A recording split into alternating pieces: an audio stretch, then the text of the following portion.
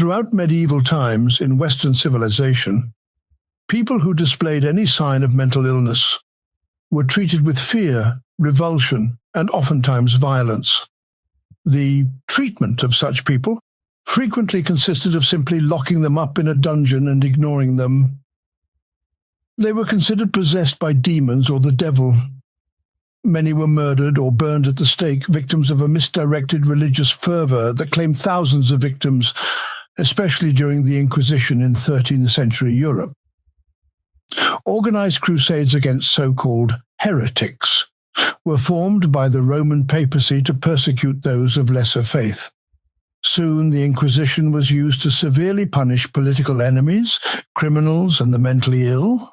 In England, pressures on the ruling classes forced them to deal with those who appeared different than others. A place was needed to treat and house the mentally retarded and others with mental afflictions that could not be explained.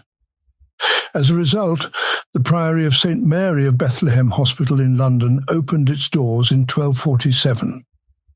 The hospital became the first institution for the mentally ill in the Western world when it began to house the insane exclusively in the early 1400s, and it soon gained a reputation as a place of suffering and misery. The living conditions for the patients were horrendous. They were often chained to the wall and tortured under the premise that it was for their own good. There were no guidelines or procedures on how to deal with the mentally ill at that time. Sanitary measures were unknown. For the most part, patients were left screaming in the darkness alone, sometimes doused in cold water or spun around in rotating chairs. Soon members of the London upper class began to tour the hospital for entertainment. They were charged a fee to enter the institution and stare at the unfortunate souls who acted so much differently than themselves. The hospital, if it can be called that, later became notorious under its better-known name, Bedlam, a word in the English language that has become synonymous with chaos and confusion. During the 19th century, when its popularity was at its highest, Bedlam entertained more tourists than Westminster Abbey and the Tower of London. The insanity defence has its roots firmly embedded in centuries of legal tradition. As early as the 13th century, the English Lord Bracton established the principle of mental deficiency in human behaviour. He said that some people simply do not know what they are doing and act in a manner as to be not far removed from the brute. From that concept, insanity came to mean that a person lacks the awareness of what he or she is doing and therefore cannot form an intent to do wrong. Since there was no malice in the intent of his or her actions, then there could be no technical guilt. The standard for insanity in the courts was determined to be such that a man must be totally deprived of his understanding and memory, so as not to know what he is doing, no more than an infant, brute, or a wild beast. This wild beast standard was the insanity requirement of England's courts for over 100 years, and any defendant who attempted to use the defence had to prove that he or she lacked the minimum understanding of a wild animal or infant. It wasn't until 1843 that a man named Daniel M'Naughton committed a murder that would alter forever the history of jurisprudence in the Western world. In 1843, Daniel M. Norton, a Scottish woodcutter, shot and killed Edward Drummond, secretary to England's Prime Minister Sir Robert Peel in London. He acted under the belief that he was actually shooting the Prime Minister because M'Naughton believed there was a plot against him. When M'Naughton reached trial, his attorneys pleaded that he should be acquitted because he was obviously insane and he did not understand what he was doing. M'Naughton was later acquitted of the crime. Later that same year, the House of Lords issued the following ruling. To establish a defence on the ground of insanity, it must clearly be proved that at the time of the committing of the act, the party accused was labouring under such a defect of reason from disease of the mind as not to know the nature and quality of the act he was doing, or if he did know it, that he did not know that what he was doing was wrong. This edict became known as the M'Naughton Rule, And for over a century, this was the standard for the insanity defense. As for Daniel M'Naghten, after his acquittal, he was sent to Bedlam and other institutions, where he languished in the shadow world of the insane for several decades until his death in 1863. The late 19th century was a time when scientific ideas were rampant.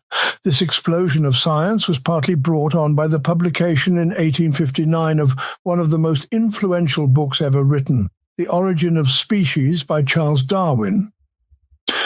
The Darwinian concepts of survival of the fittest, natural selection, and hereditary traits revolutionized biological science and were applied to many other disciplines. Ideas were evolving rapidly during this era in every medical, scientific, and psychological field. Things were changing quickly in the legal profession as well.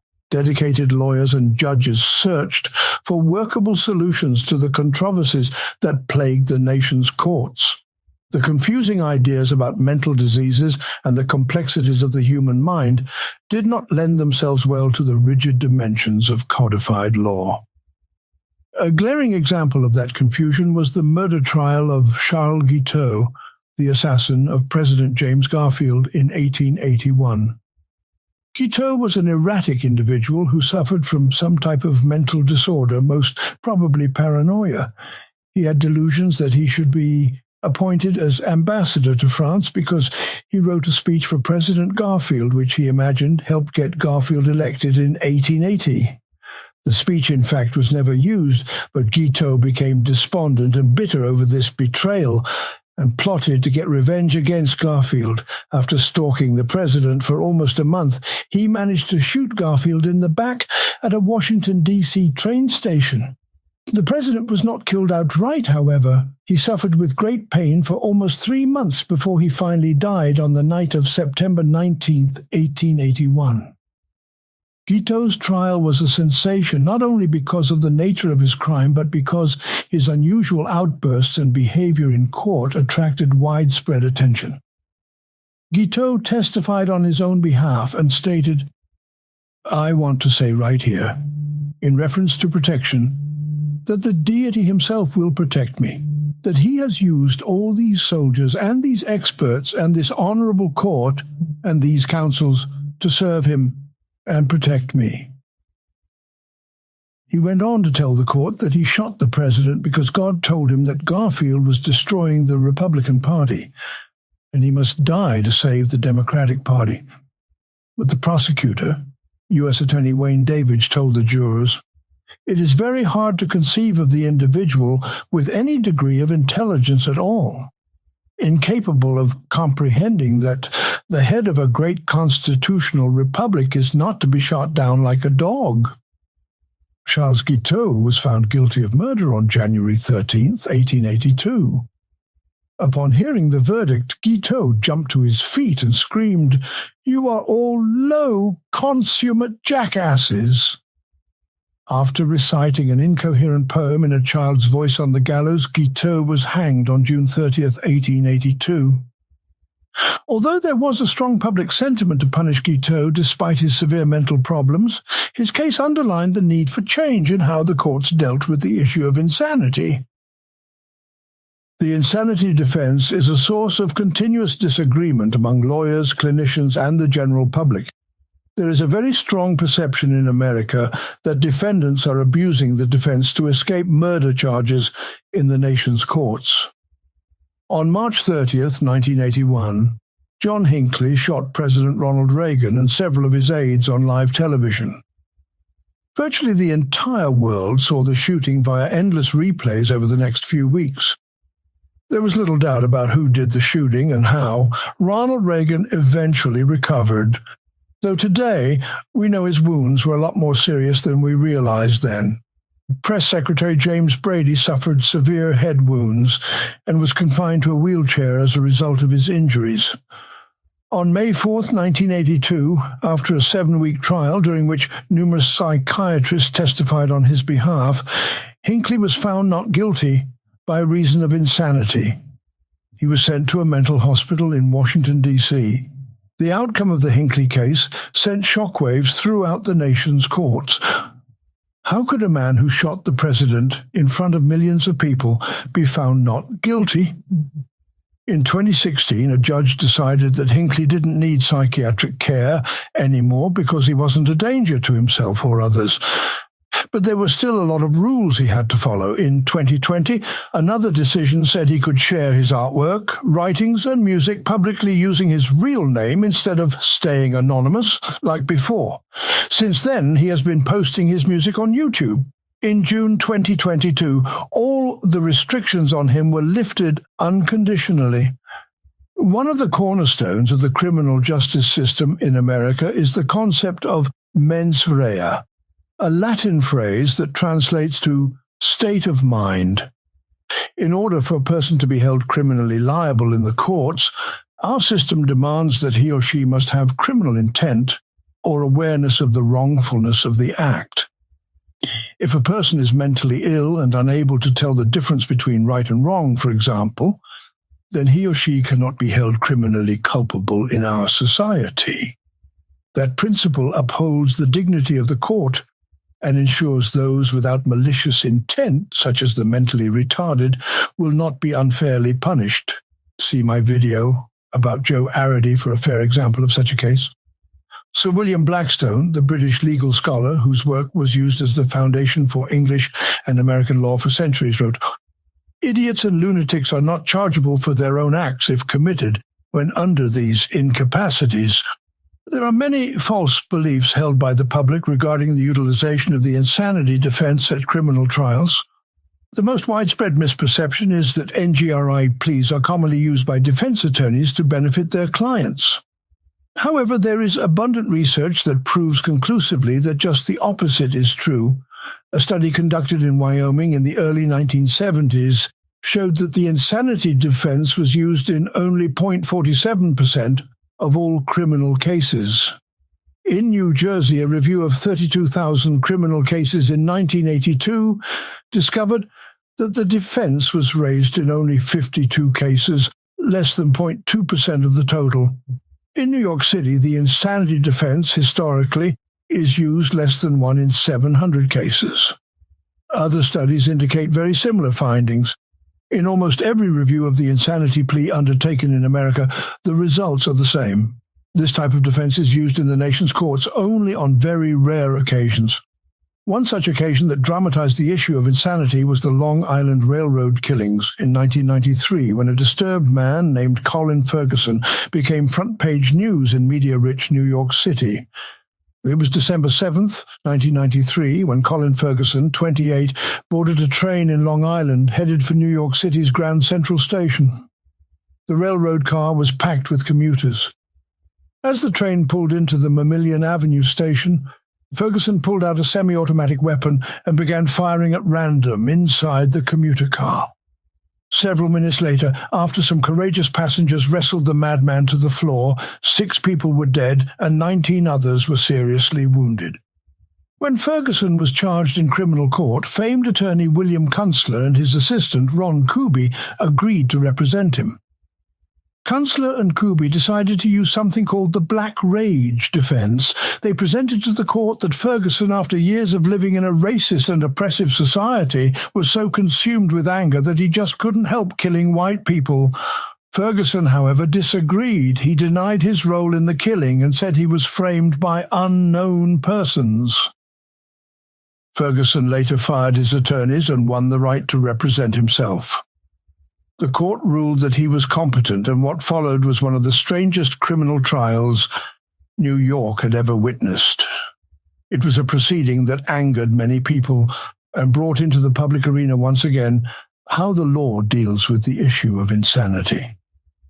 Ferguson was able to question many of the victims on the stand who actually saw him do the shooting, but insisted he was innocent. He rambled on endlessly in open court, accusing the police, the media, and the American people of conspiring against him. Kuby later said that the proof of Ferguson's insanity was that he wouldn't plead insane. He was found guilty in February 1993 and sentenced to life without parole. "He's too crazy," Kuby told the press. Another misperception of the insanity defense is that NGRI pleas are always successful, but the reality is exactly the opposite. In the same Wyoming study mentioned previously, only one person, 0.99% of those that used the defense, was acquitted. Data gathered in other studies show higher rates, but considerably less than half of those who pled the insanity defense was successful. In Hawaii, between the years 1969 and 1976, less than 19% of those who pleaded insanity were acquitted. In New Jersey, during 1982, the figure was 30%. Researchers in California, Georgia, New York, and Montana uncovered similar findings. Simply stated, John Hinckley was one of the very few defendants acquitted by reason of insanity. For decades, the criteria used to establish a legitimate insanity defense were very rigid. Sometimes the most bizarre behavior, even when committed in public, did not satisfy that standard. One case from the 1940s that illustrates that point was the violent and vicious tale of the mad dog Espositos in New York City. On January 14, 1941, two brothers, Anthony, 35, and William Esposito, 28, held up a payroll carrier for a linen company located at 34th Street and 5th Avenue in Manhattan. They shot and killed the office manager of the firm without warning as he rode in an elevator. When the brothers reached the street, they were confronted by police officer Edward Marr. During a foot chase down Fifth Avenue, a gunfight ensued, which sent hundreds of pedestrians ducking for cover. The brave officer managed to bring down William with a shot to the leg.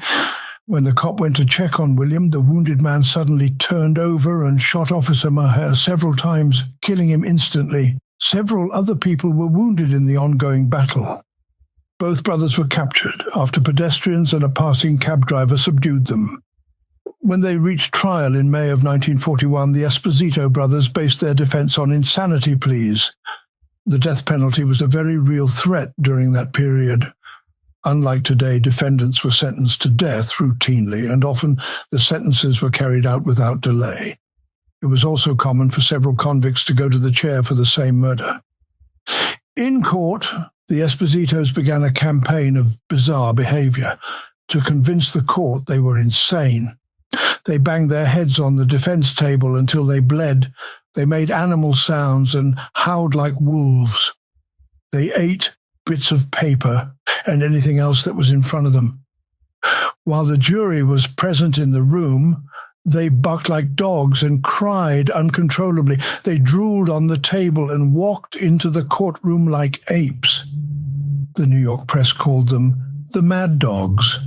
At the end of the trial, Judge John Frasci said that the laws should be enacted to keep people like the Espositos out of the courtroom. But even all their hysterics could not persuade the court. They were anything but vicious criminals.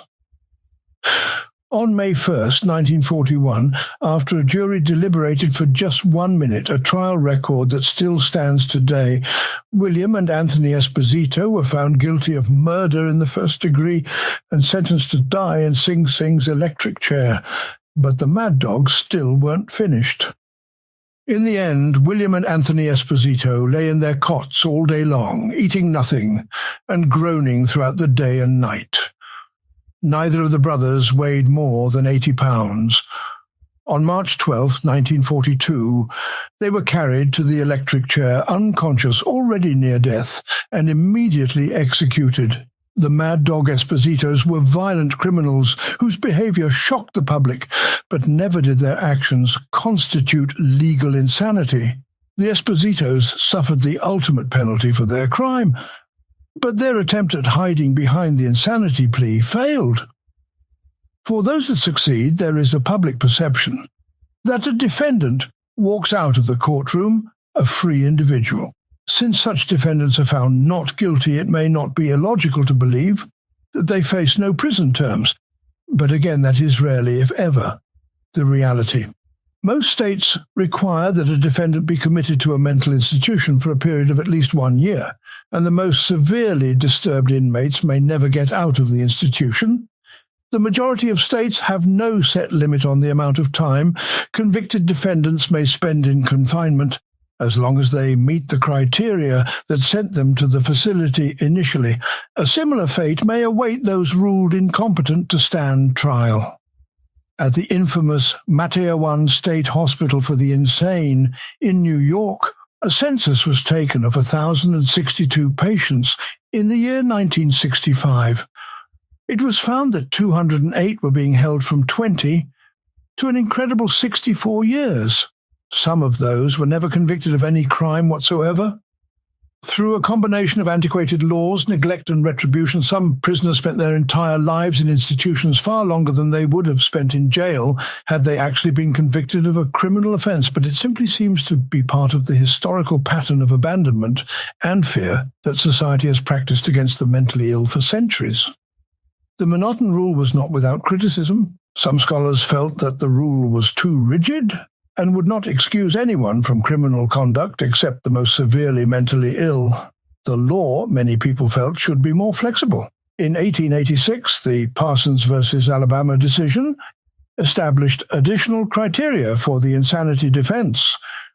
The court decided that a person could utilize the insanity defense if he or she could prove that by reason of duress of mental disease, he had so far lost the power to choose between right and wrong and to avoid doing the act in question as that his free agency was at the time destroyed. It became known as the irresistible impulse test, or as an earlier court in England called it, the policeman at the elbow test. In other words, if the person would have committed the crime, even if a policeman was standing next to him, then the act could be characterized as an irresistible impulse, because no sane person would commit a criminal act in the presence of a law enforcement agent. But what exactly was an irresistible impulse? How is it measured? And how can one tell if another could resist an impulse? Many in the legal profession felt that this rule would allow criminal defendants to escape guilty verdicts by fakery and manipulation of the courts.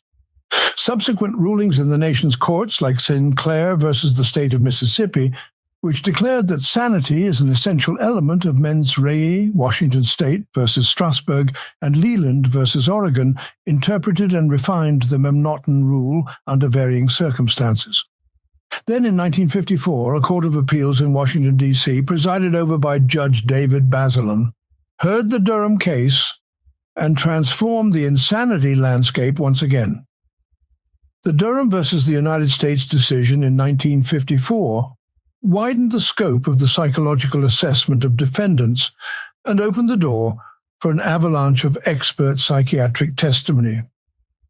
In the Durham case, the court ruled that a person could not be held criminally responsible if his act was the product of a mental disease or defect. The courts now had new ambiguous words to deal with: product and mental defect. Later, the phrase diminished capacity also began to enter into the nation's courts. The idea that a person who commits a criminal act was acting under a lesser capacity of understanding than was acceptable took hold. The American Law Institute, the ALI, established a model penal code in 1970 that was adopted by a number of states, eager to resolve the conflicts brought on by increasing the frequency of the insanity defense. The ALI model stated that a defendant is not responsible for a criminal offense if, at the time of such conduct as a result of a mental disease or defect, he lacks substantial capacity either to appreciate the criminality of his conduct or to conform his conduct to the requirements of the law. It seemed not to matter that as hard as the courts tried to define the limit and scope of a defense based on the mental state of a defendant at the time of the offense, there was always a problem with its application. By 1972, however, the Durham test, as an effective standard for the nation's courtrooms, was over. It was simply too broad and gave the psychiatric profession too much power in criminal court.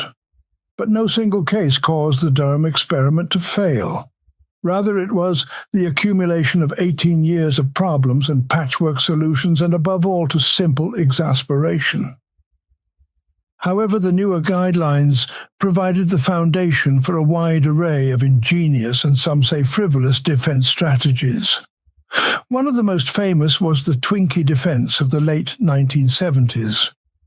In a notorious murder trial that took place in San Francisco in 1979, a former police officer, Dan White, was accused of the murders of Mayor George Moscone and an administrative aide named Harvey Milk. That White committed these murders was never in dispute, since he shot both men at midday inside City Hall. But at trial, the defense claimed that White was suffering from a mental lapse, brought on by a series of events in his life that left him temporarily insane. Psychologists who testified at his murder trial postulated that White was not responsible for the murders, even though he carried extra ammunition with him to City Hall and reloaded between killings. His attorney said that a depression put him into an altered state that changed his behavior to such a degree that he began to eat junk food, something he had never done before, according to his defense. One psychiatrist testified, "I think that on the day of the crimes, he really had no meaningful, rational capacity to carefully weigh the considerations for and against and rationally decide on a course of action. He couldn't think carefully about what he was going to do." Although it was later called the Twinkie defense by the local press, the correlation between junk food and White's behavior was never made at the trial. This was a falsehood that has been repeated many times in hundreds of press accounts of the trial. White's attorneys offered evidence that the previously health-conscious defendant began to eat Twinkies and other junk food as a result of his severe depression. But the characterization stuck, and the Dan White case will always be remembered as the time junk food caused a man to go crazy and commit murder. White was convicted of manslaughter, and as a result he received a much lighter sentence as opposed to a first-degree murder conviction. The decision ignited riots in San Francisco's gay community.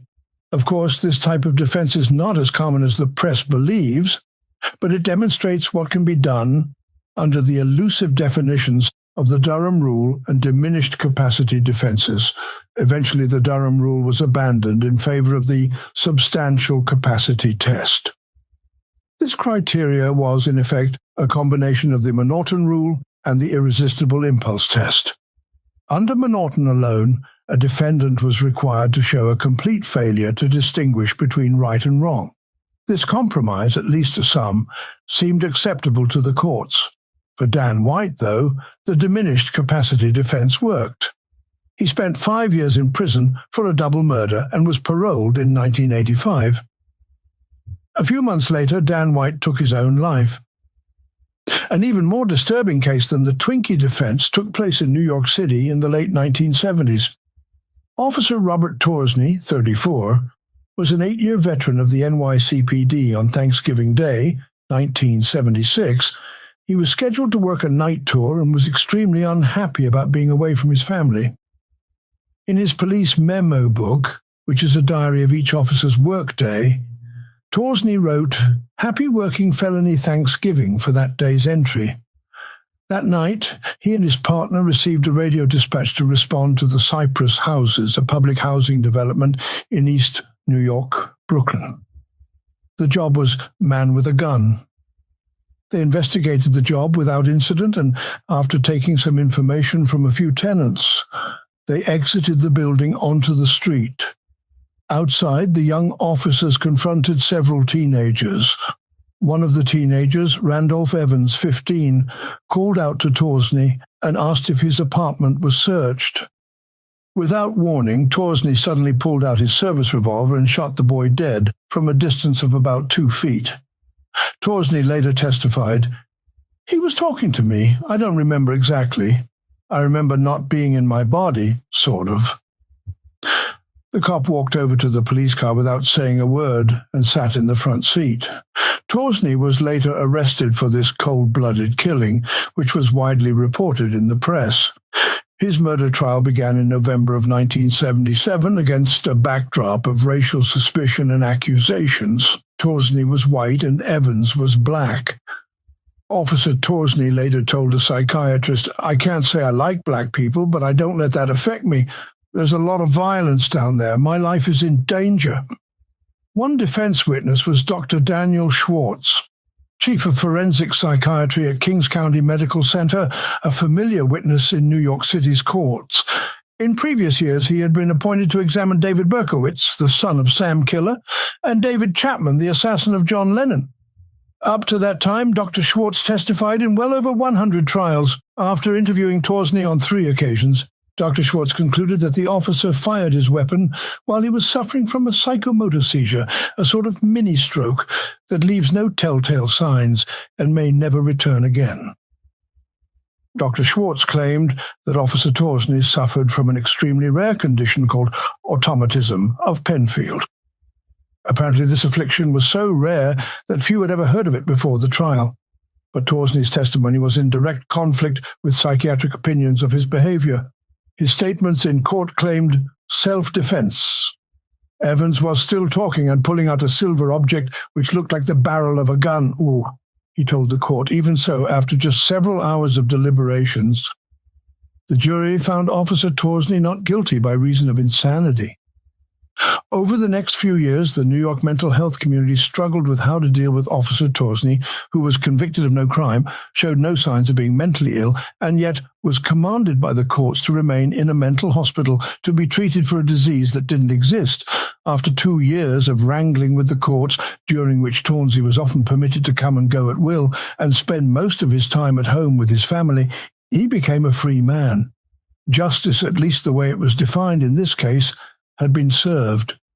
America's standards for the insanity defense during the period 1954 to 1984 received a great deal of criticism because of cases like Torsney and White. Psychiatrists were given a powerful voice in the nation's courts, and the results could often be infuriating to the public. Psychologists, whose profession revolves around the endless ambiguities of the human mind, were asked to make decisive judgments about an individual after seeing a prisoner only once or twice. This was absurd, according to many people. Sometimes psychologists treat their patients for years in dozens of sessions without coming to a solid conclusion or understanding of their mental problems. And those judgments by court-appointed psychiatrists could have a tremendous impact on a criminal trial and its outcome. Psychiatrists and psychologists are often put in the same position as economists, who are asked to predict things that no one is capable of predicting. Those with the honesty and realism to say they can't do it are likely to be brushed aside, writes Thomas Sowell in The Insane Insanity Defense. Psychiatrists also have been known to slant their findings toward the side that pays them. This is a dangerous tendency that corrupts testimony and blurs the truth in front of a jury that is already suspicious of expert psychological testimony. That suspicion has been fostered by some spectacular failures and abuses by psychiatrists who explain the behavior of criminals with the twisting idiom of clinical definitions, and psychiatrists themselves are notorious for their disagreements on the same issues. For every psychiatrist that testifies on the stability of a defendant, another one will quickly follow and will testify to a completely opposite conclusion. Frequently, there is no common consensus among psychiatrists, a fact that has devalued the profession in the eyes of the public and lessened the impact of their testimony in a court of law. What does it matter if a defendant had a less than perfect childhood? How does that relate to a vicious murder that may have been committed 20 or 30 years later? Or as Thomas Maider writes in Crime and Madness, the psychiatric testimony can send him to prison or send him to a hospital or put him on probation. And what is it that you need to know to make that decision? Do you need to know that the person had a poor upbringing, that he masturbated as a child? Just what is it that you need to know? There is also the natural danger that clinicians mostly identify with those on their own economic and social levels. When dealing with patients who are much different than themselves, psychiatrists can be oblivious to their problems. One forensic psychologist went so far as to say, I hate to say this, but I don't like to work with poor people. They are talking about stuff that doesn't interest me. Undoubtedly, few doctors could be as honest.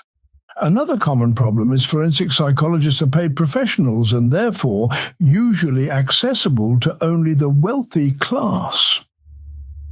Such a case was the strange story of John DuPont, heir to the DuPont family fortune and the wealthiest man ever to be charged with murder in American history. In the fall of 1995, the local police were called to the 800-acre estate in Pennsylvania of John DuPont, 57, an heir to the DuPont chemical fortune.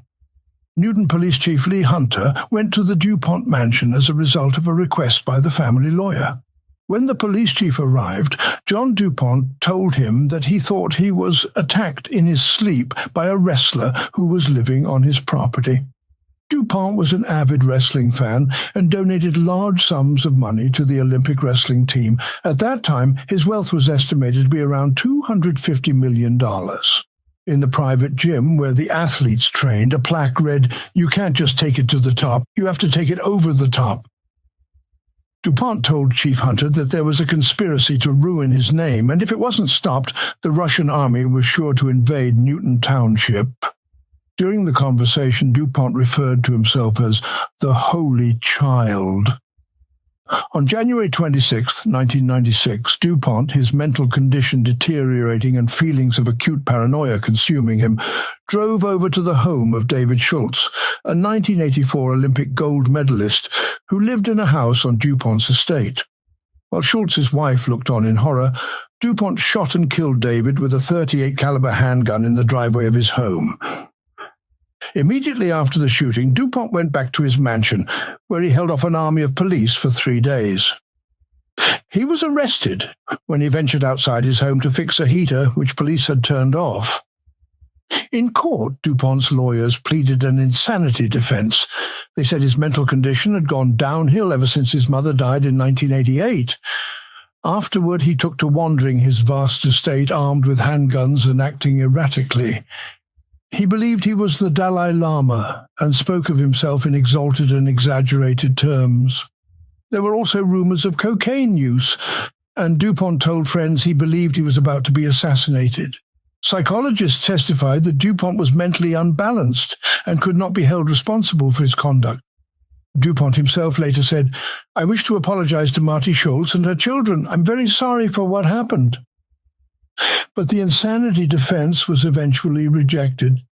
The prosecution was able to show that DuPont knew that what he did was wrong and appreciated the wrongfulness of his conduct. They used his 3-day standoff as evidence that he knew shooting Schultz was wrong and that he knew he could be arrested for the killing. During that standoff, DuPont asked for his lawyer over 100 times, indicating that he was fully aware of the nature of his act and the need for legal representation. After 7 days of deliberations, he was found guilty of third-degree murder and sentenced to 13 to 30 years. The acquittal of John Hinckley in 1982 set off a groundswell of criticism against the insanity plea. It was thought that lawyers had manipulated the courts and abused constitutional protections in order to set a guilty man free. Many people, lawyers, legislators, and newspaper editors called for the abolition of the insanity defense. Over the next few years, 39 states made dozens of changes in their laws regarding insanity pleas. Utah and Idaho completely abolished the defense at criminal trials. There was a strong perception that the insanity defense was a loophole in the law that let murderers escape justice. Congress passed major legislation which made sweeping changes in the way the insanity plea is used in American courts. But it's not only defendants and attorneys who manipulate the insanity defense. Journalists and politicians also abuse the NGRI plea for their own reasons. Politicians use it as a vehicle to capture the public's attention, and journalists report on it because they are aware there is a great deal of public interest in the subject. But rarely do they explore the issue with the kind of attention and accuracy it deserves. As we have seen, statistics confirm that the plea is vastly exaggerated as a loophole, and rarely does it get anyone off a criminal charge. But the common understanding of the plea is exactly the opposite. Samuel Walker writes, "This misunderstanding explains the fact that nearly half thought it should be abolished, and an incredible 94.7% thought it should be reformed." Of course, any criminal defendant can raise the issue of insanity, which is his or her right to do. Actually, succeeding in that defense is another issue entirely. Even Kip Kinkle, 17, who shot 29 people in an Oregon school rampage in 1998, was unable to substantiate an insanity defense. So were David Berkowitz, Ted Bundy, Sirhan, Henry Lee Lucas, Charles Manson, and John Wayne Gacy. But since the insanity defense is utilized almost exclusively in murder cases, it is extremely rare in any other type of offense. The publicity it receives is far out of proportion to its use. It has become part of the promotional apparatus of high-profile criminal cases in modern times. The trials of Jeffrey Dahmer, Hinckley, David Berkowitz, and the Lorena Bobbitt mutilation case are simply not typical of most criminal trials held in America any more than O.J. Simpson was a typical murder defendant. It is simply incorrect to assume that what happened in the O.J. Simpson trial happens in murder trials across the country. And yet it is not difficult to find a press story or a television talk show that laments the O.J. trial as symbolic of all that is wrong with criminal justice in America. Nothing could be further from the truth, since the Simpson trial is about as far as one can get from the ordinary workings of our criminal justice system. Legal scholars, judges, attorneys, and clinicians have tried for hundreds of years to come to some sort of mutually acceptable understanding of what criteria should be used to gauge a person's culpable mental state. It hasn't been easy. The complex turnings of the human mind are not so easily deciphered according to a prepared script. Even if the insanity defense were eliminated tomorrow, it would not eradicate the issues under consideration. Defense attorneys would still have to address culpable mental state, and so would prosecutors. Mens rea assessment is open to either side. Consider the Jeffrey Dahmer case. Dahmer was arrested in Milwaukee in 1991 after he had killed at least 13 victims. His apartment contained the remains of many young men who he had brutally murdered and dissected. He poured acid on his victims, cut them into pieces, and preserved their heads and genitals. He treated, preserved, and decorated the skulls of his victims. His crimes are a litany of perversion and torture that is rare even for sexually motivated serial killers. In court, his attorneys attempted to plead Dahmer not guilty by reason of insanity. But prosecutors were able to prove that Dahmer knew full well that killing was against the law, and what he was doing was wrong. The insanity plea was not accepted in his case. If someone like Dahmer could not be categorized as legally insane, then it stands up to reason that the criteria for insanity must surely be a difficult standard to meet. This is the reality of the insanity defense in America. Difficult to plead, seldom used, and almost never successful. But in that small number of cases where it is successful, it is sometimes manipulated or abused in a way that often grabs headlines and captures the imagination of the public. Ultimately, only a jury can decide the issue of insanity, which in itself may be the most controversial aspect of the insanity defense. In other words, people who have no training in the field rarely come into contact with the mentally ill and have a minimal understanding of the issues involved, make legal, long-lasting judgments that are frequently based on shifting criteria. Or as U.S. journalist Bugs Bear once wrote, "It's impossible to tell where the law stops and justice begins."